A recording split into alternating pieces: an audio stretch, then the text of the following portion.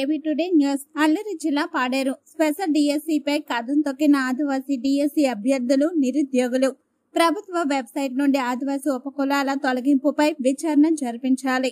అల్లూరి సీతారామరాజు జిల్లా పాడేరు మండలం ఆదివాసీ గిరిజన సంఘం మరియు ఏజెన్సీ స్పెషల్ డిఎస్సి సాధన కమిటీ చలో కలెక్టరేట్ పిలుపు మేరకు కథం తొక్కిన డిఎస్సి అభ్యర్థులు, గిరిజన నిరుద్యోగులు జూనియర్ కళాశాల గ్రౌండ్ నుండి జిల్లా కలెక్టర్ వరకు భారీ ర్యాలీ నిర్వహించారు.